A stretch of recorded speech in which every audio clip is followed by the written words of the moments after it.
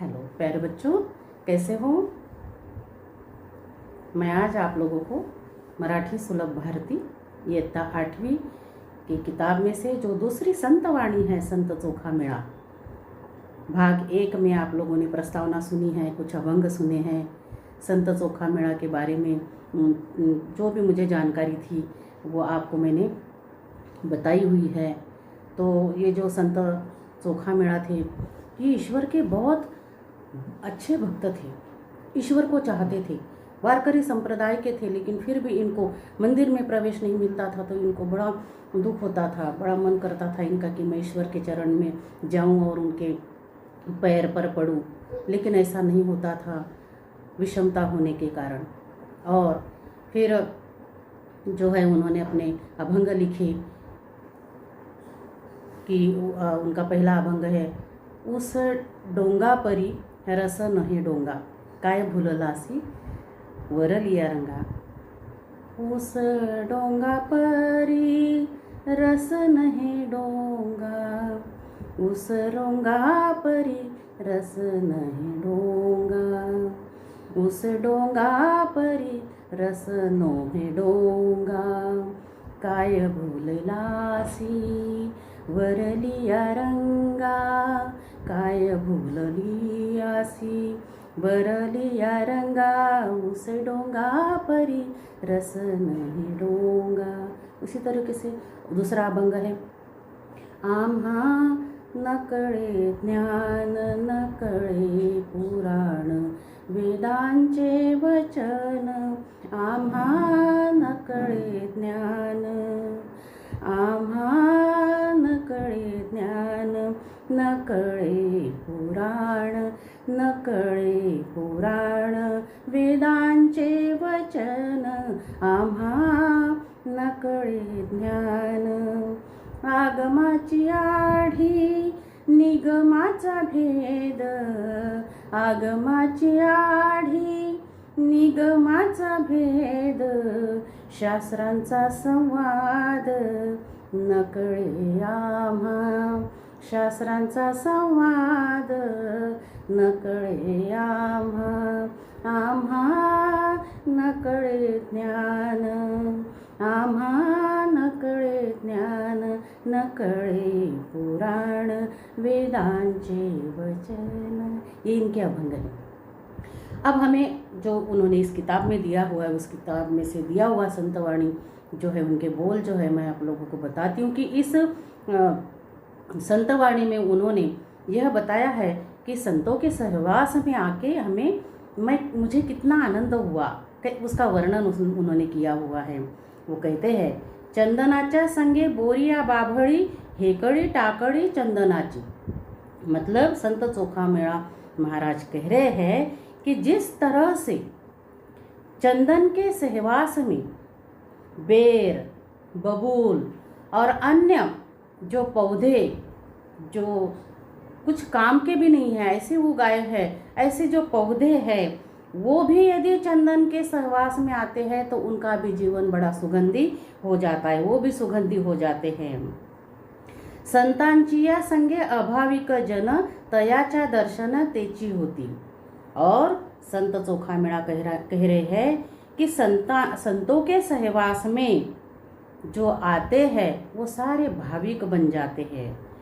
संत के सहवास में जो आते हैं, जो भाविक नहीं होते हैं, भक्त नहीं होते हैं, फिर भी वो भाविक बन जाते हैं और संतों के दर्शन के कारण जो है उनको भक्ति की जो है आस लगी रहती है। तीसरा है, चोखा मेळा ऐसा परमार्थ साधावा, नाही तरी भार वहावा खरा ऐसा। संत चोखा मेळा महाराज कह रहे हैं कि मनुष्य जन्म को जब आता है तो उसने परमार्थ साधना चाहिए, नहीं तो ये जीवन हमारा जो है भारभूत रहता है। जैसे गधे के पीठ पर लाद दिया है बोझा और बेचारा ढोता ही रहता है, तो इस तरह से हमारा जो है परमार्थ जो है, हमें जो जीवन में क्या काम करना है, जीवन का क्या सार है, हमें ये जो जीवन मिला है किस लिए मिला है, ये जो शरीर मिला है किस लिए मिला है, तो हमने परमार्थ साधना चाहिए। और परमार्थ साध कर हमने अपना जीवन जीना चाहिए और इस जमीन का भार नहीं होना चाहिए। दोबारा देखते हैं, चंदनाचा संगे बोरिया बाभड़ी, चंदन के साथ बेर और बबूल, हेकड़ी टाकड़ी, हेकड़ी टाकड़ी मतलब जो कैसे भी पेड़ पौधे जो है टेढ़े मेढ़े जैसे भी है, टाकड़ी मतलब लहान छोटे छोटे टेढ़े मेढ़े जो भी पेड़ है पौधे हैं वह चंदन के सहवास में आकर वो भी सुगंधी हो जाते हैं। संतांचिया संगे अभाविक जन, संतों के साथ में आने के बाद में जो भक्त नहीं है, जो भाविक नहीं है, तयाचा दर्शन तेची होती, उनको भी संतों के दर्शन के कारण वो भी भक्त बन जाते हैं, भाविक बन जाते हैं। चोखा मणे ऐसा परमार्थ साधावा, संत चोखा मेड़ा महाराज कह रहे हैं कि मनुष्य जन्म में हमने परमार्थ साधना चाहिए, ये जीवन कैसे जीना चाहिए, किस तरह से दूसरों को मदद करनी चाहिए, विषमता नहीं करनी चाहिए, भेदभाव नहीं करना चाहिए, हम सब ईश्वर के बच्चे हैं। इस तरह से उन्होंने कहा है कि हमारा जीवन जो है हमें यदि सार्थक करना है तो परमार्थ साधना चाहिए, तो ही हम हमारा जीवन जो है अच्छे से जी सकते हैं, नहीं तो इस भूमि को हमारा जीवन भारभूत है।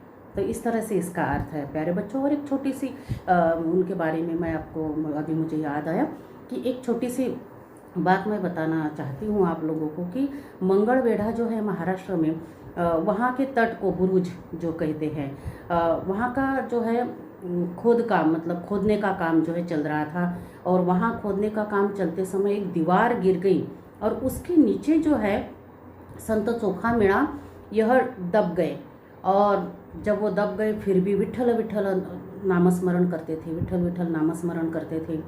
और जब पांडुरंग जो थे उनके समझ में आया कि मेरा भक्त, मेरा लाडला भक्त जो है हमेशा मेरा नाम लेता रहता है, दिन रात खाते पीते उठते बैठते सोते जागते, मेरा संत मेरा चोखा जो है वहाँ बुरुज के अंदर जो है मिट्टी के अंदर जो है पड़ा हुआ है, दब गया है, तो वह जो है विठ्ठल जो है संत नामदेव के सपने में जाते हैं और उनको कहते हैं कि अरे मेरा चोखा जो है वो वहाँ पर मंगलवेढा जो है बुरुज, वहाँ पर दीवार गिर गई, उसके नीचे दब गया है, अब उसको तुम निकाल के लाओ।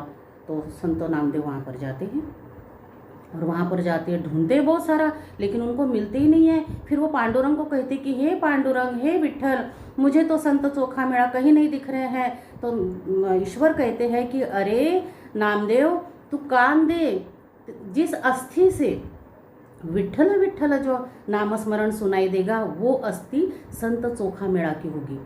और फिर संत नामदेव जो है कान देते हैं और विठ्ठल विठ्ठल नामस्मरण करती हुई जो भी अस्थियाँ होती है वो सारी इकट्ठा करते हैं और फिर ले आते हैं भगवान के पास में। तब भगवान कहते हैं कि यह जो संत चोखा मेड़ा है इनका मंदिर जो है मेरे महाद्वार के पास होगा। सबसे पहले संत चोखा मेड़ा का दर्शन भाविक करेंगे और उसके बाद में मेरा दर्शन करेंगे। बिल्कुल विठ्ठल दर्शन की, विठ्ठल का जो मंदिर है उनके सामने संत चोखा महाराज जो है उनका मंदिर है, मतलब संत चोखा मेड़ा जो है दर्शन करते रहेंगे विठ्ठल का, और विठ्ठल जो है अपने भक्त को देखते रहेंगे। कितना प्यार एक दूसरों के मतलब प्रति, भक्त के प्रति और अपने ईश्वर के प्रति इतना प्यार कि अपने भक्त को उन्होंने सामने रखा, और जो भी आएगा वो पहले संत चोखा मेड़ा का दर्शन लेगा और फिर बाद में मेरे पास आएगा। बताओ कौन श्रेष्ठ है? तो इस तरह से बेटा कोई श्रेष्ठ नहीं है, कोई कनिष्ठ नहीं है, कोई ऊंच नहीं है, कोई नीच नहीं है। मनुष्य मनुष्य है। अच्छा काम करोगे तो अच्छे कहलाओगे और बुरा काम करोगे तो बुरे कहलाओगे। तो विषमता नहीं करनी है, कोई भेदभाव नहीं करना। सबके शरीर में जो है लाल रंग का ही खून है, सबको जो है चेहरे के ये अलग अलग है, तो लेकिन अपना कर्म जो है, अपने विचार जो है सकारात्मक होने चाहिए। सब हम सब मानव हैं और ये हम सब ईश्वर के बच्चे हैं, हम सब समान हैं। तो सभी ने समानता लाने की कोशिश करनी चाहिए, किसी का मन नहीं दुखाना चाहिए। यदि आप इस संतवाणी से सीख लेते हैं तो ये संतवाणी जो है चोखा मेड़ा की, ये जो है हमारे लिए बहुत ही अच्छी संतवाणी है। तो प्यारे बच्चों, मैं उम्मीद करती हूँ कि ये संतवाणी संत चोखा मेड़ा की आपके ध्यान में आई होगी। ओके बेटा, बाय।